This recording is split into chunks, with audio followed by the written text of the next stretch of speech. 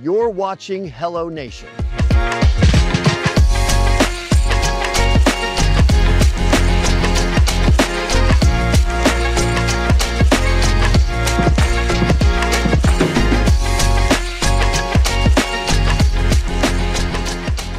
Well, hello, everybody. We are so happy that you're joining us once again. I am Leah Lando, and your voice of the HelloNation podcast, where we share expert advice from so many experts. And we're so excited today. I especially am excited about this topic to welcome two experts in their field from the Eye Center of Racine in Kenosha, Dr. Paul Singh and Dr. Krishna Sanka.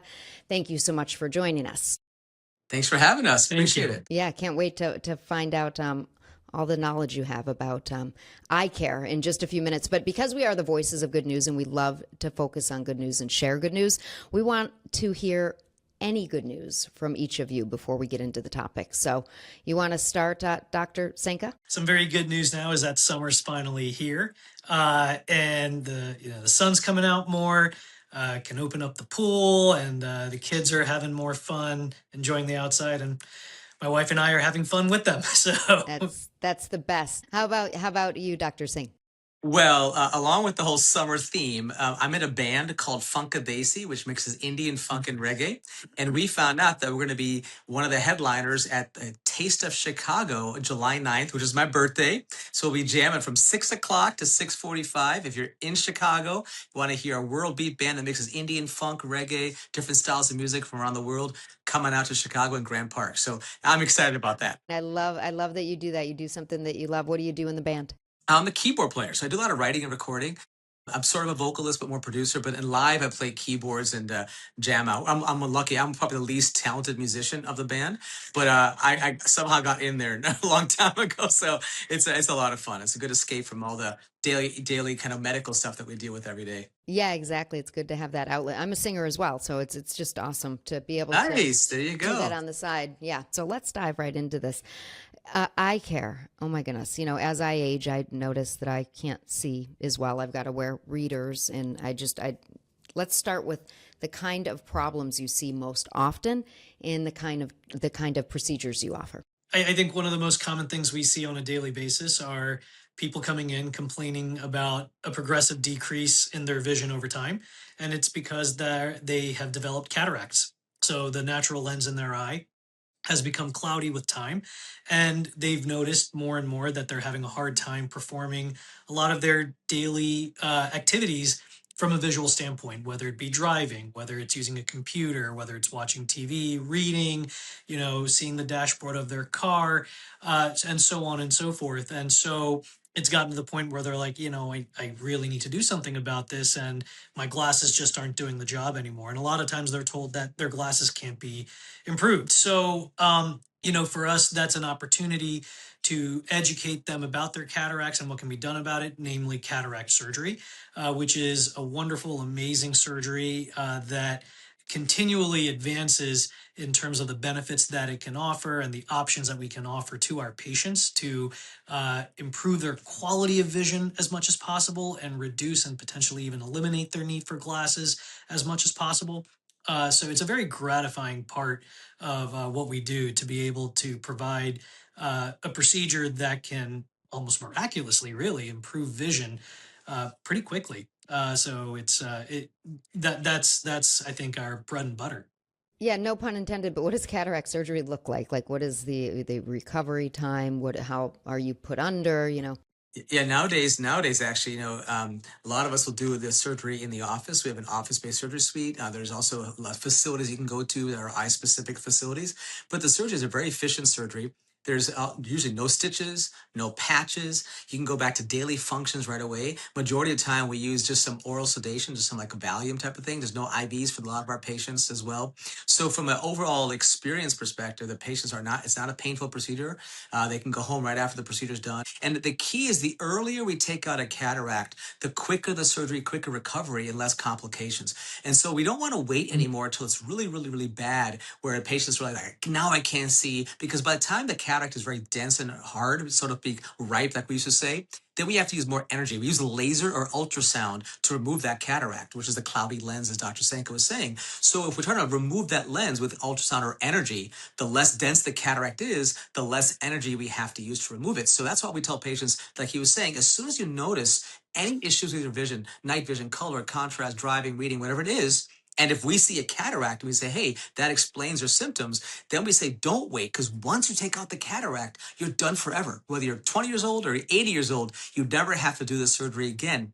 And last thing is the lenses that we put in the eye. We take out that cloudy lens. The new lens we replace your cataract with, we take measurements in the office. And so now we have lenses that can help you see distance, computer work, and even close up and take care of things like astigmatism, nearsighted, farsighted, all that we can actually take care of now with these new lenses. So it's a pretty, as you said, a miraculous, marvelous procedure. Yeah, I'm sure you've done so many of these. What are people most nervous about when they come in and they find out they need this surgery?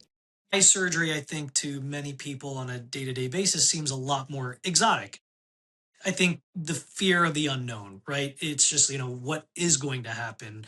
That kind of scares me, kind of thing, right? And I feel like that's what drives a lot of the concerns that patients have when cataract surgery is discussed. But like Paul was saying, once we kind of walk through it with them and let them know, like, oh, this is an outpatient surgery. We give you some light sedation. We're not knocking you out. We can talk to you throughout the surgery, and then 10 minutes, and then you're done, and then you get to go home. And I think that gives a lot of reassurance to the patients with regards to that. Yeah, I've heard a lot of patients come to me, just like you were saying, they'll say, hey, I'm afraid I'm going to move my eye. How do I know I'm going to keep still? Of course, pain, losing vision. Am I going to go blind? What's the risk of going blind? Those are all the questions that people, of course, ask. And what's a beautiful thing about surgery, we have ways to keep the eye still so that way it doesn't move. We have ways to keep your eye open. So that's the one thing that's really good about the surgery is it's not a lot the patient has to do. But really, if you look at safety, all the data, the bottom line is it's one of the safest surgeries of all of medicine. Tim, you had a question or statement? Yeah, I did. As you talk about these lenses, right? Are you using a cadaver? Is it a lab grown lens? What is the lens that's going in somebody's eye? It's a synthetic, great question. Yeah, it's a synthetic lens. It's made of a material called acrylic. So there's different kind of acrylic materials, or sometimes called silicone, different kind of lenses. But the bottom line, these are lenses that are manufactured. So it's not from a cadaver or any other human. But when you look at the millions, literally hundreds of millions that have been done over the last multiple decades, there's never been a reported case of an allergic reaction from these lenses, meaning the body is able to handle these lenses without having any interaction or inflammation from the lens itself. So it's very rare for bad things to happen. It doesn't mean nothing could happen, of course, but these lenses are extremely safe. Do you see that that's the most common issue people have when they complain of vision problems, that it is indeed cataracts? And how do we know if that's what it is? I mean, I can't see as well as I used to, and I read a prompter often for my job, and sometimes it's blurry to me. So I don't no idea why, and I'm in denial. So I have not been to the eye doctor to try to figure it out. But yes. The history, and if you ask any doctor, what is the most important part of the exam? It's the history. When you just said to me, it was so important, right? Hey, my vision sometimes comes and goes, where some days I can see better, some days I can't. And what that can sometimes be is something that's not simple, but something as common as something called dry eye even. With the surface of the eye, and he's a specialist, a cornea specialist, I'll let him tell you more, but when the surface of the eye is like a window in a car, right? That's where the first light that passes through the eye. And if the surface of the eye, like a window, is not clear, if it's dirty, like salt on a car window or something, it's hard to see through. Same thing in the eye. If the oils that protect the surface aren't healthy, the surface becomes bumpy, dry, irritated. Light bounces off, causes blurry vision, fluctuating vision, light sensitivity as well. So that's kind of one history. When someone says, but doc, my vision comes and goes. If I read for 5 minutes and I can't read anymore, or I watch TV and I have to blink to clear it up, that's usually the surface of the eye not being healthy. There's ways to treat that, which I know Krishna can talk about that. And there's other options. What you're saying is, hey, I can't read close up anymore or my computer screen, but I can still see far away. That's the common, what we call getting older vision. And I think you're old, I promise. The lens in the eye, the lens inside the eye, when we are younger, so to speak, we can see far away and we want to look at something close up. Our lens can physically change its shape to give it more power to read close up. As time goes on, different ages, of course, that lens gets a little stiffer and it can't give us that more power to read. So it gets stiffer, which we have to hold things further back or wear reading glasses. That's another common symptom that people come in for, especially in the 30s, 40s, and 50 range or so. I think when we're talking about dry eyes or also what we call ocular surface disease, I think what makes that challenging is that there's not just one set of presenting symptoms. It can just present itself in various different ways.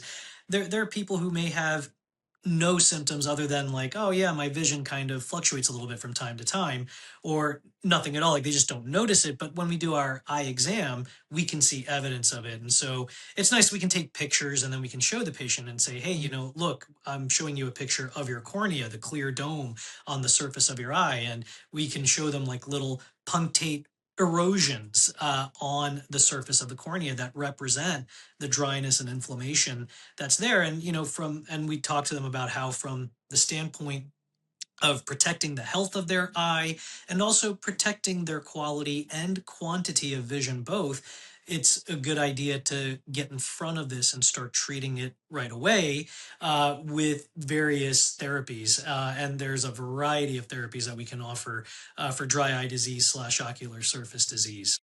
I just wonder, is there anything that we can do to help our vision from a lifestyle perspective?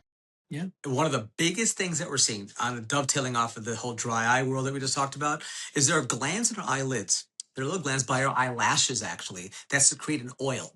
That oil protects the surface from evaporation. It's called the meibomian gland. Why I'm bringing this up is because we're looking at data now on something basically that's happening more now than ever before is because of our digital devices. Digital device syndrome is what it's called now, where basically we're looking at everything here. We're watching computer screens.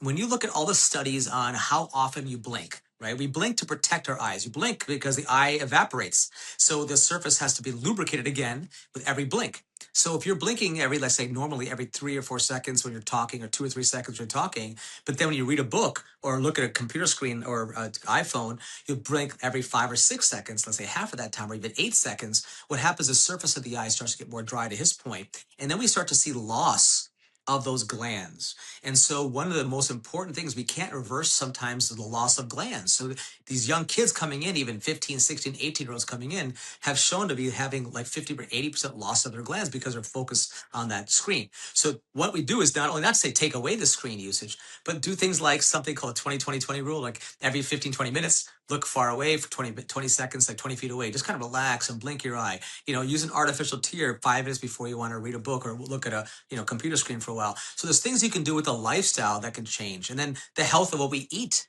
is a big thing. Omega-3s, there's a lot of studies on kind of supplements that can help the glands function better and help the oils that our body makes function better. So there's supplements for dry eye that you can get also, even over the counter. There's prescription ones as well that can help the glands function better and help the oils that we make come out better. So salmon, eat some salmon. Salmon's good. Fish oils, omega-3s are very good. There's other type of flaxseed oil. There's bilberry, and there's other different kind of oils that have been studied that all have been shown to calm inflammation down and help the oils come out better. So you're absolutely right. What you eat can make a big difference. And since you guys have been doing this for so long, how have you seen patients presenting differ because of all the technology and exposure at a younger age? Yeah, no, I mean, I think the incidence and the onset of ocular surface disease has increased tremendously, especially over the last 10 to 15 years, again, because of digital device syndrome. Yeah, I mean, your blink reflex it goes down. And so because of that, the surface of everyone's eyes are getting more exposed to the outside environment that they're in, getting dried out, getting more inflammation. And it's the damage very slowly comes on and accumulates over time. And it can be quite a while before people might have symptoms. So by the time they come and see us, it's been going on for a while. They just didn't realize it. And we're seeing the effects of it right there. And that's when we say, hey, you know what? We want to be a little bit more aggressive with this on purpose because we want to hit this hard and get this under better control as quickly as we possibly can. If we don't take care of the surface of the eye, it's a progressive condition. So it gets worse and it gets worse. And, we can't reverse, like I said, the damage. But if people come in saying they want less than like LASIK or what we call getting rid of glasses surgery, what we call refractive surgery, vision correction surgery and they have dry eye, that can those surgeries sometimes aren't as the outcomes aren't as good. So that's why we want to treat the dry eye first, get that surface healthy before we even consider that. Or even cataract surgery. Some of those new lenses we talked about, those lenses do better when someone's surface is much healthier. So we are very aggressive in making sure that that surface is healthy first before we even think about any kind of surgery. So that's why a lot of times people come in, they want surgery. I'm like, no, not yet.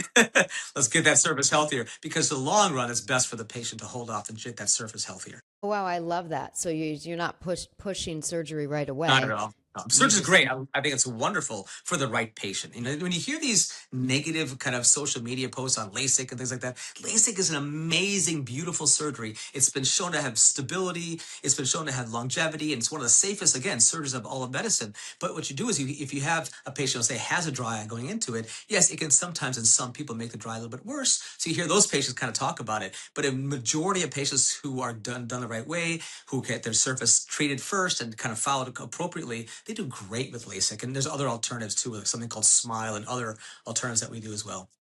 What's that? Yeah, I mean, Smile? What'd you call it?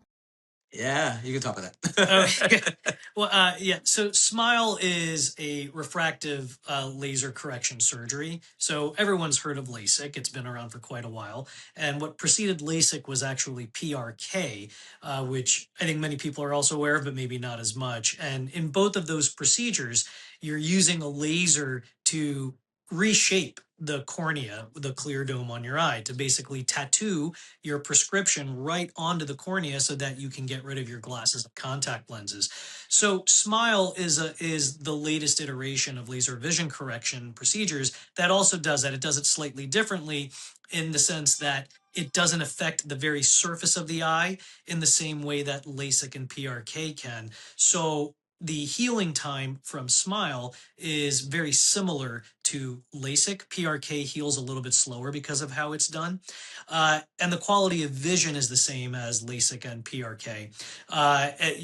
The safety profile of Smile is amazing. And they're all safe, don't get me wrong, but Smile is especially safe because of the way it's done, in which you're not affecting the surface of the eye, but you're using the laser to literally create a small, tiny disc of tissue within the cornea with a very tiny incision on top, through which we go with our instruments to basically separate and remove that disc of tissue, which has been created by the laser to address the prescription error that needs to be corrected, so that when it's removed, your prescription is corrected. Do those glasses help? Those ones that they market towards helping Blue to light. protect you? It's the data supports it doesn't really make a difference from a safety of your eye or macula as much from those glasses from the blue light of the screens. What it does help, though, some of the scatter, some of the reflection, it can make you feel better. So like those blue blockers you see on the line and things like that, those kind of lenses help with this, what we call certain wavelengths of light that can cause a lot of glare and scatter. So it definitely can help,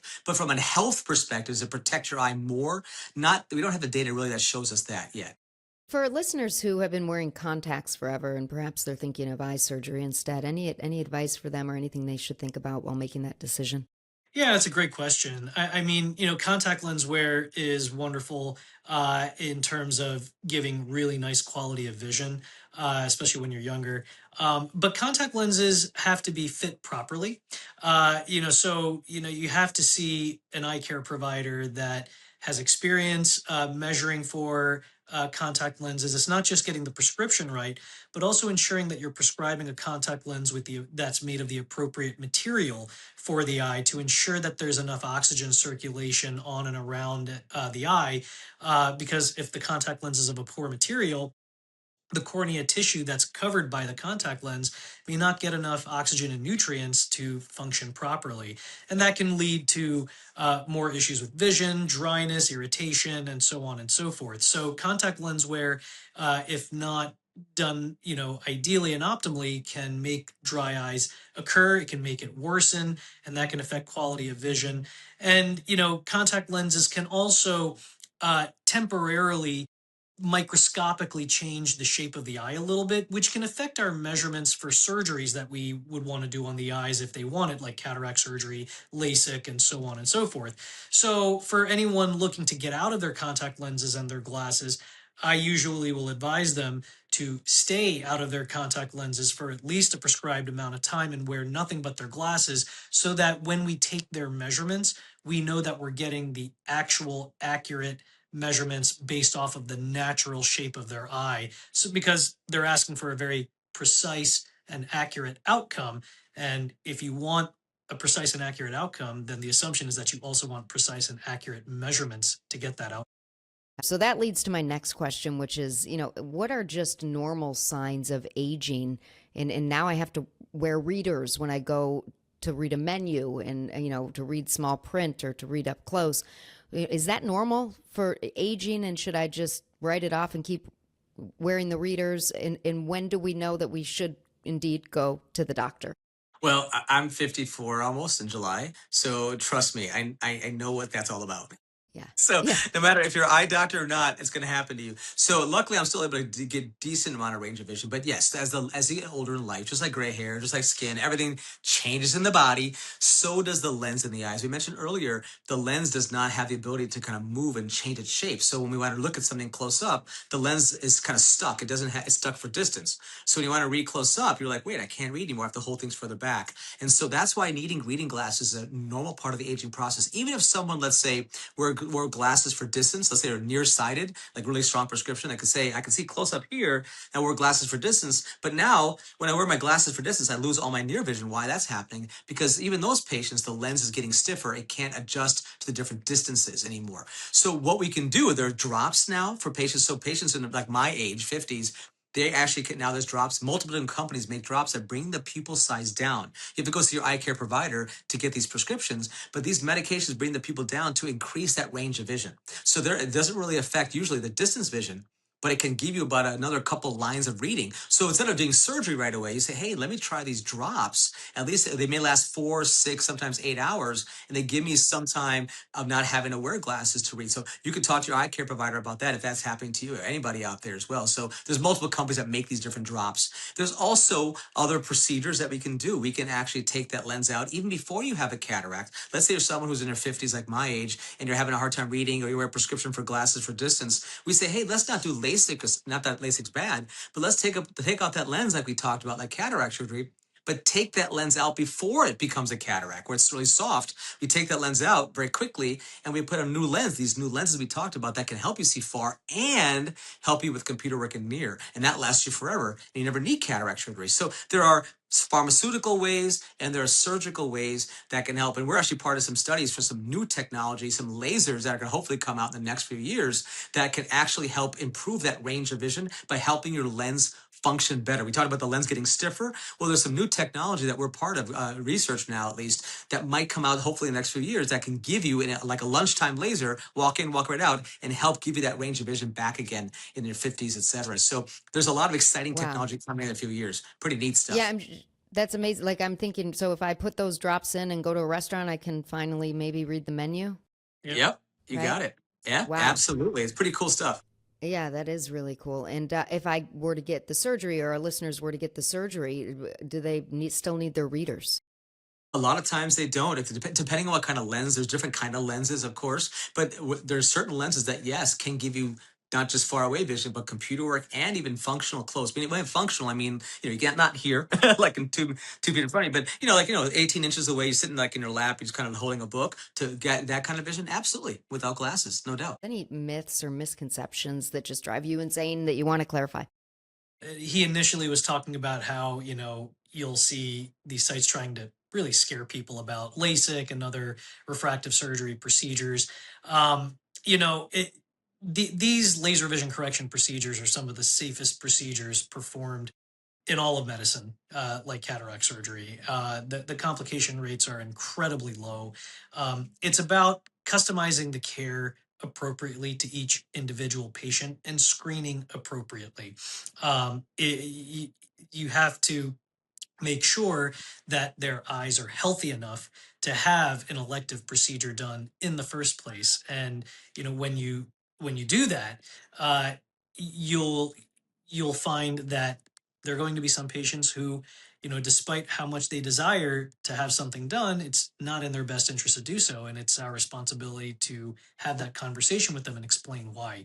And then for those that are, then to treat with the to perform the appropriate treatment that is safest for their eyes. And I think when you're following those basic tenets, you'll see that these are just amazing procedures that provide amazing vision. And a lot of the negativity that surrounds them are spread by a few that aren't in possession of all of the right information. I mean, how does that conversation go mostly? And do you have any stories that stick out when people gave you a little pushback? Like, I think I would say, well, can I just do the drops? Try the drops first. Like, when do you get to that point where you're like, you definitely need this surgery? How do you make that decision?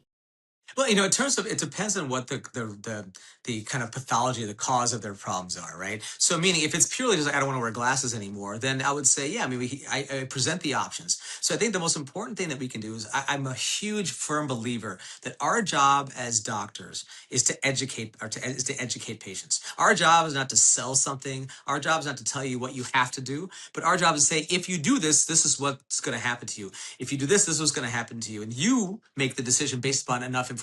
The worst thing we can do is give you options, not give you the background to know how do you make that decision. So the biggest mistake that I feel that doctors make around the country is that we want to give options, which is wonderful, but if you don't give enough information behind that, then it's hard for the patient to know what to make of that decision. So bottom line to what you're saying, it basically depends on what they're coming in with, what they want.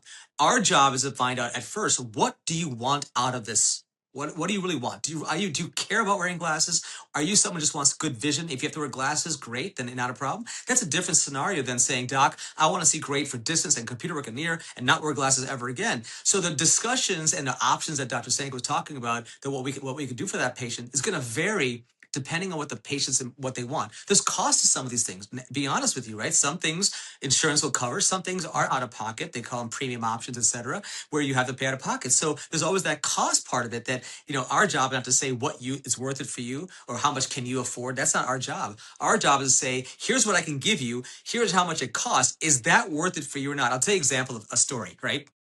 I had a patient, and this is where we cannot judge a book by its cover. I had a patient who I was like talking about, a surgery, and she's like, well, why not this other surgery? I'm like, oh, that's pretty expensive. And she's like, well, why can't you tell me about that? I'm like, oh, I didn't want to, but make you feel bad by having to pay so much. She goes, I just paid $10,000 for some new teeth. You think I can't pay some money for my eyes, right? So that's not my job. Is not to say how much can you afford, what's good for you, right? So I think it's up to us to say whatever the cost is. Here's what we can do for you. So I know it's not the greatest answer to your question, but No, it there's is. so many It is. there's so many causes for why vision isn't as good. And Right. so is it because of something, the cataracts? Is it needing glasses because you're getting quote unquote older? Is it Or because of these something upper called eyelids that kind of, I do a lot. Yeah. We do I a lot mean, of blepharoplasty. In fact, there's a new procedure, really cool. There's a new procedure that we started doing. It's called zip lift, zip ZIPLYFT. lift. It is the coolest thing in the world. So we were part of the studies, actually. It's a way to get rid of it. It's a procedure called blepharoplasty, which is Right. basically removing all this extra skin here. Well, we do it with a laser normally, which is we do it in the office. It's a great procedure, no doubt. Still a wonderful way of doing it. But this procedure decreases the time by half, and it's basically bloodless, sutureless, and it basically just it's a special device that kind of clamps to the eyelid, and it goes and it cuts the skin, but it also secures it and closes it up automatically. So the healing is extremely fast, faster than the Wow. other ways of doing it, How and we do it in the fast? office. Well, we'll say within a week, people are like, Doc, I can barely see a wound now. Within a week, it's No pretty way. impressive. And we do it in the office, which is kind of And neat. it's minimal, right? I'm signed up for a blepharoplasty because it has gotten so bad, and sometimes I do a morning show, and when I'm really tired, it hangs Yeah. down so much that it impacts my vision. I'm terrified. I'm absolutely terrified of this procedure. I really am. And for It's our great, listeners who are considering that, what information do you have for all of us about that and the other option? Sure, sure. So blepharoplasty is a wonderful surgery. I've done thousands of these over the last 2 decades. So it's a great procedure. So I'm glad you're getting it done because it's a wonderful surgery. What you're basically trusting the surgeon who's doing your procedure for is to mark the eye appropriately. The surgery is not very difficult. Once we numb it up with a little pinch of a numbing medication, it's pretty comfortable. Whether you do it with a scalpel or a laser, it doesn't matter. It's painless once you numb it up nicely. But the key is basically making sure that we mark the eyelid. So everybody, when you open and close, everyone has a natural crease. That keeps you looking like you. That's how you look natural. So when you do your surgery, he's going to mark you. He's going to mark your crease, and then he's going to take a tweezers and say open, close to see how much skin to remove. Our job and our goal is to remove enough skin to give you that nice open look and help your peripheral vision, etc. More light come in the eye, but not take out too much skin so you like I can't close my eyes. I look like I'm spaced out. We don't want that starry-eyed space look. So that's the trust you're giving. But the procedure is very straightforward. Once you mark it, it's just numb it up, and then we take a laser, etc., remove the skin and some of the fatty tissue underneath it, and then sew it up with one long kind of purse string suture or glue it. There's different ways. I don't want to go into details, but the bottom line is a very effective, efficient surgery, and it's very safe. It's a very safe procedure as well. So that's called blepharoplasty. Whether we do it with a knife and scalpel, etc., or we do it with a laser, which is called a CO2 laser, or this new zip lift, the principle is the same. There's just a little different technique, kind of where you do it in the office versus the surgery center, but it's wonderful, and it can be covered by insurance sometimes. So you can do it cosmetically, or if it's bad enough where it's drooping low enough where it's affecting your peripheral vision, we have testing that we can do in the office to test if we lifted your lid up, how much more would that improve your peripheral vision? If we can show insurances, hey, this is going to help you with a certain amount of your peripheral vision by lifting it up, we can get insurance to cover it. So sometimes people come in and we can get insurance to cover it. So it's a wonderful procedure. I'm glad you're having it done. I don't think you need it, by the way. You look beautiful. But in general, it's a great procedure. It's a great procedure.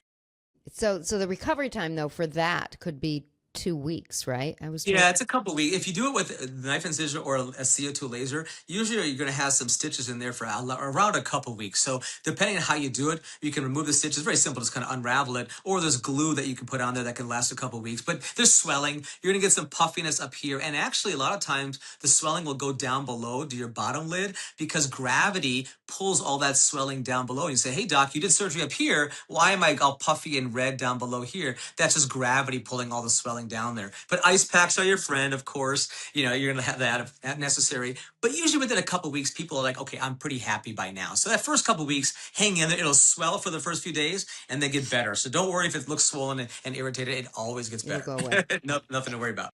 And you said it's very minimal often what's removed, right? Yeah, there's just enough skin so that way you keep your natural contour. You don't want to take out too much. All right, moving on to eye exams. What advice do you have to people who have been putting off going to the eye doctor, getting an eye exam, even though they know they're having vision problems? I'm sorry, I didn't catch the last part of that. Even though they know, their vision has changed, it's impacting their lives. They just put off coming to see you guys.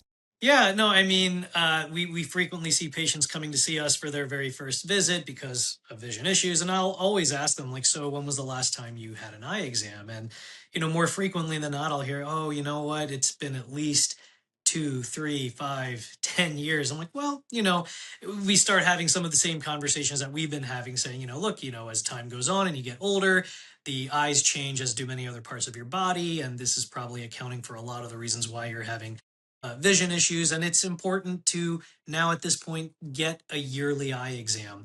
And I kind of tell them, for a lot of patients, I think when they hear something like that, they're like, "Well, you once a year, like every single year?" And I'm like, "Well, your eyes are undergoing change. You want to monitor for things like cataracts. You want to look for and monitor for other medical conditions that could crop up over time, such as glaucoma, macular degeneration.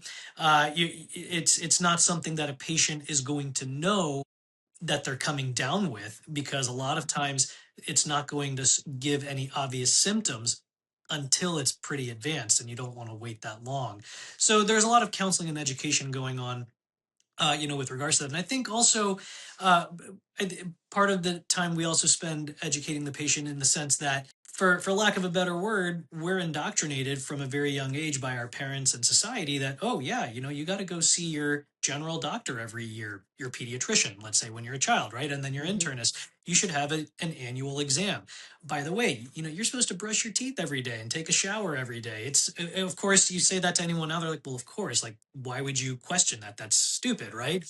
But now I'm telling a patient, well, the surface of your eyes are kind of dry and inflamed, and this has been, accumulating over time. It's been kind of like a storm coming from the distance, and it's getting a little worse and worse and worse, and it's affecting you. And so, if you really want to do everything we can to bring it under control as much as possible, to help your symptoms, to help your vision, you're going to have to start doing some things on a daily basis, such as the use of preservative-free artificial tears, using a heating mask to help the oils come out of those glands near your eyelashes better, to better lubricate the eyes. It's not a cure per se, but it's like taking a shower and brushing your teeth every day. It's got to become a part of your normal daily routine, and your mentality has to reflect that. And a lot of patients are like, whoa, that's a a lot to handle.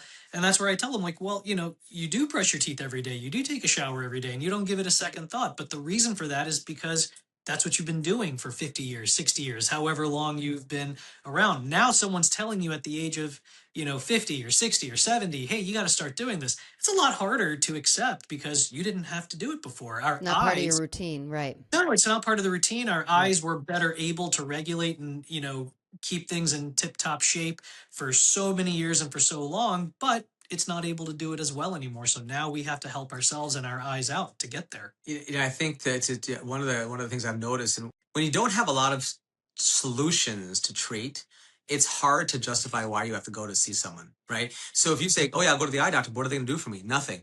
Well, now we have so many options. Whether it's macular degeneration, we have new technology to reverse even dry macular degeneration, which we never had before. Or glaucoma, we can get the patients to not have to take drops and do procedures in the office that can help stop glaucoma from getting worse without having to add drops even in the first place. But if you don't come in and you don't diagnose early, some of those treatments are not an option. So in other words, if to his point, because a lot of these diseases don't have early symptoms, you see 2020 still, you can't tell, the options that we talk about are better when you have earlier disease, when you're not as bad. But if you come in and you're already so bad by the time you have significant symptoms, then we can't employ some of those really new technologies that we have. So that's to your point about why go see an eye doctor. You may not realize what you have, but if you do have something, now we can do some really simple, easy things in the office that can protect you so you don't have to have any significant problems later on as well, whether it's diabetic changes or macular or anything else.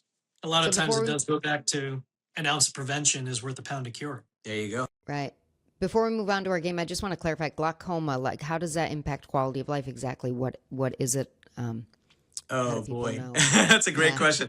I promise you, I will let you go by tonight. 'Cause this is my path. Well, I'm a glaucoma specialist. Summarize it. Well, so, Okay. so bottom line, glaucoma is a condition. So think of the eye, right? The eye like a camera. So light comes into the surface of the eye, goes all the way to the back of the eye, called the retina, which is like the basic film of a camera, right? And then eventually there's a nerve, like a cable, that connects the eye to the brain.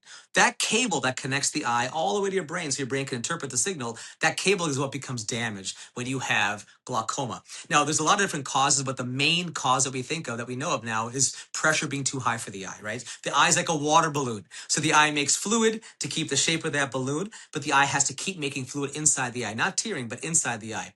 Those pores inside the eye where the fluid leaves, they start to get clogged. So the fluid builds up in the eye, like a water balloon getting tighter and tighter. When that pressure in the eye goes up internally, that causes the nerve to become damaged. What happens, though, early on is you don't have any symptoms. You can lose 10, 20, 30, 40% of your nerve and not have any loss of vision or any obvious changes. But once you reach a certain threshold of loss, all of a sudden you start to lose peripheral vision. And even then it's hard to tell. And eventually it can cause you to go blind and lose central vision. Now, one of the earliest things that can happen that people don't know about is loss of something called contrast, meaning, can you tell like a gray versus a white or different shades of gray? That's called contrast, right? Well, what happens in glaucoma, one of the earliest symptoms that people don't realize is you lose contrast. And that's been shown to cause loss of productivity at work, more car accidents, falls. I mean, there's a lot of things that can happen if you start to have early signs of glaucoma. So to your point, what does it do? Early on, you can't tell, but it starts to creep up on you and it starts to affect your daily life in terms of just daily activities. And if it gets bad enough, it can actually lead to blindness. So it's a significant disease, when it's the second leading cause of blindness around the country, actually, here in the U.S.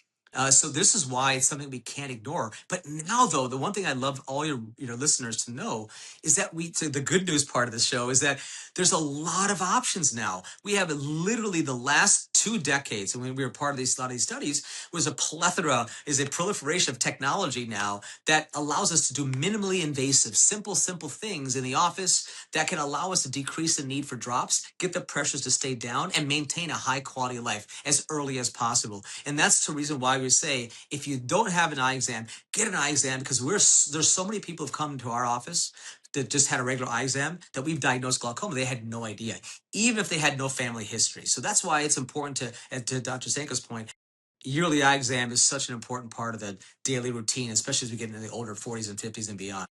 And you can diagnose glaucoma with an eye exam. Yes, you can. A lot of times you can. Majority of ophthalmologists and optometrists that you go to will have at least enough of an eye exam to say, hey, something's not right here. Let's get further exams and further diagnostic testing. Get right to it. This is kind of a fun way to continue the conversation. It's a game we call Hello, Goodbye, and I'm going to read a statement, and if you agree, if it's true, you say hello, and you can elaborate on why. If it's not true, you can say goodbye and elaborate on why as well. So the first question is, losing some vision is simply an unavoidable part of aging. Is that hello or goodbye? Goodbye. Thank you.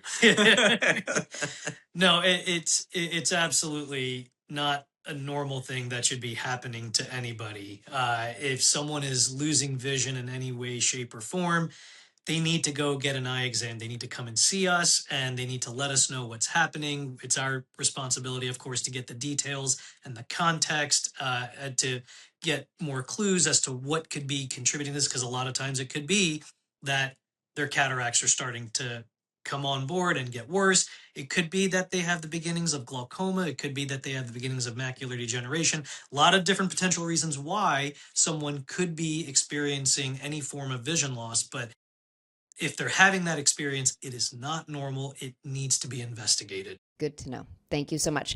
Next statement. If you can still drive, your vision probably is not affecting your quality of life. Is that hello or goodbye? Goodbye. Here's the thing. Your brain can trick you. You can get used to getting worse and worse and worse, and you don't realize how much your brain compensates. It's amazing how people say, no, I'm fine. Yeah, I don't need this surgery. I'm like, well, what are you doing? Well, I just don't drive anymore at night.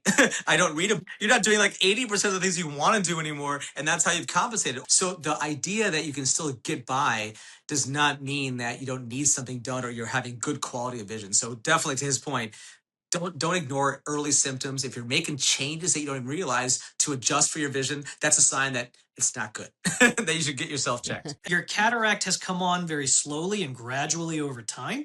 And it's happened so gradually that your brain has a hard time remembering how good it used to be.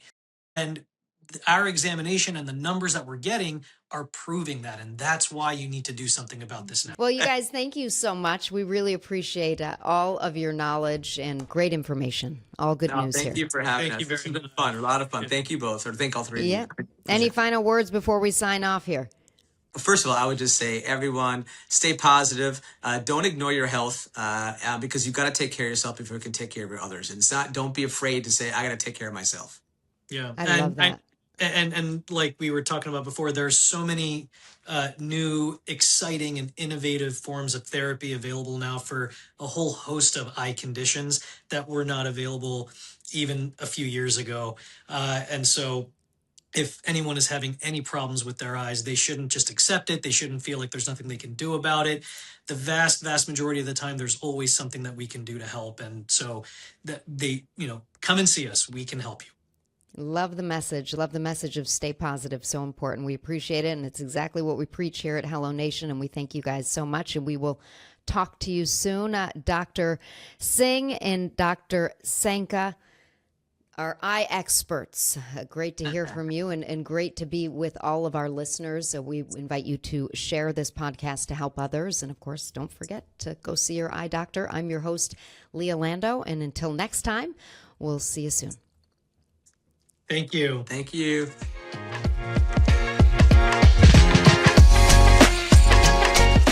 Thanks for watching HelloNation.